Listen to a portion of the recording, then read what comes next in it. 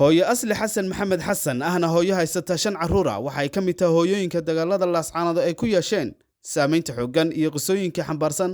murugooyinka waaweyn kadibna markii hal goob lagu wada dilay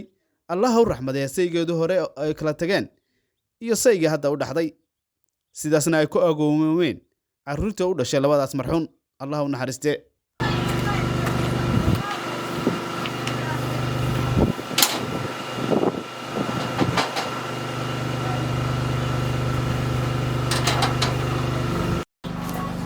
السلام عليكم. وعليكم السلام.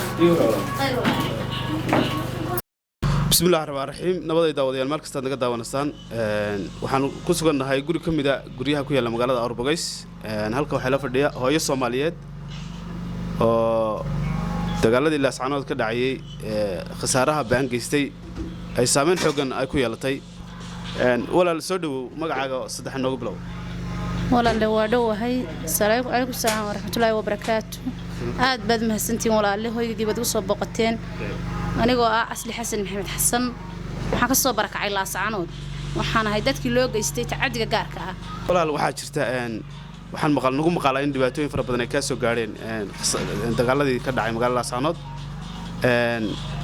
adigu waxaad ka mid dadkii laascaanood ka soo barakacay Soomaa waxaan ka mid dadkii laascaanood ka soo barakacay laascaanood xaafadee ka deganay waxa ka deganay Agas Control bal noo sheekay waxaan ugu maqalay in dhibaatooyin fara badan ka soo gaareen dagaalka halka ka dhacay iyo burburkii loo geystay dadka shacabka bal ka sheekay qisada bal nala wadaag walaal aniga laascaanood baan deganaa waxaan deganaa dhowr sano waxaan ku dhalay 5 ciyaala dhakhaatiirta kala gedisan laascaanood baan ku umulay 5 taba waxaan ahaa hooyo umula oo ilmaheedu jiro dhowr bilood anagoo subax iska hurudna baa waxa bilaabatay xabad haddii ay xabadii bilaabatay allah u naxariistay marxuumka carruurta dhalay wuu cararay xabadii buu aaday xabadii hadduu aaday annaga xabadii way nagu dhacday maqribkii laadimay xabadii naga gooday waan la hadlay waxaan ma nooshay waa noolahay waxaan doonayaa waan ku inaad iga qaxisid meeshan cararo sababtu ku tahay mar haddii xabadii maanta isigeen dee bariba way ku dhacayaan marxuumku uu soo orday gurigii biigu yimi ma nooshay baan waa noolahay kaxeeyo qixi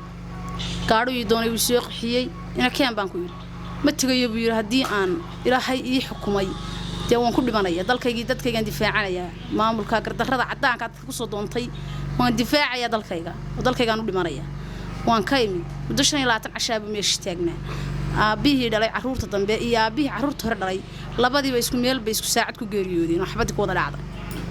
marka taxadiyadaas iga soo gaaray laascaanood marka wiilkii hore aad u dhaxday waa dhintay kii dambana waa dhintay labadiiba waa dhintay isku goob bay ku dhaga dhacday xabad samriya ilaahay ka sii walaal bal ka waran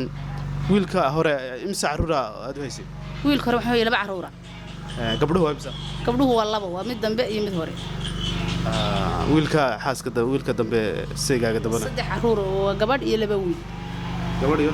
wiil oo dhashay walaal halka waxa ka dhacay dhibaatooyin fara badan ilaahayna wuxuu yiri dadka samra ayaan jecelahay in allah ma sabirin ilaahayna wuxuu la jiraa dadka sabra waxaan ilaahay kaaga rajeynayaa in ilaahay samri iman uu ka siiyo caruurta yaryar ubadka yaryar hadarto aad haysatana in ilaahay ku barakeeyo bal caruurta hadar ka war xaaladooda say tahay walaal way fiican caruurta ma sha Allah labada ehel baarirooda taagan yihiin aad bay fiican caruurta noloshooda iyo habigooda aad buu fiican yahay ilaahay waxaan ka baryayaa iyo muslimiinta waxaan leeyahay ii duceeyay in ilaahay ii samirkay adkeeyo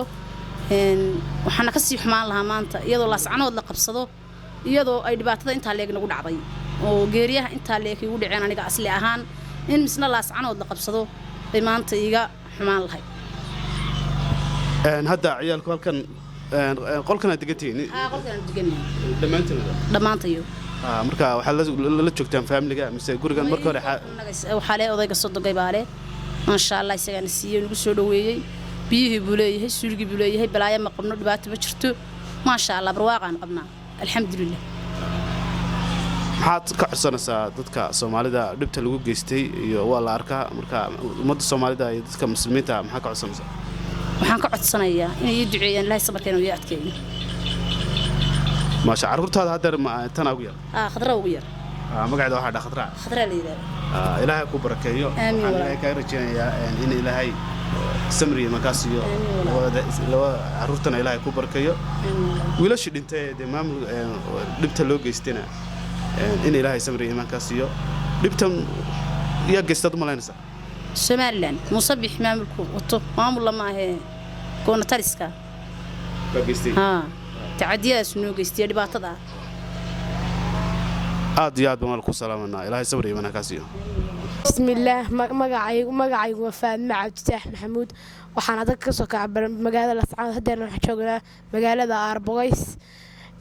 aniga halka wax ku dhintay aabahay iyo adeerkay caruurtay yaryar dhalay walaalahayga yaryar dhalay anaga gurigayga waa la duqeeyay iskuulkayga waa la duqeeyay musabixii wixii la socday ilaahay mar u reebno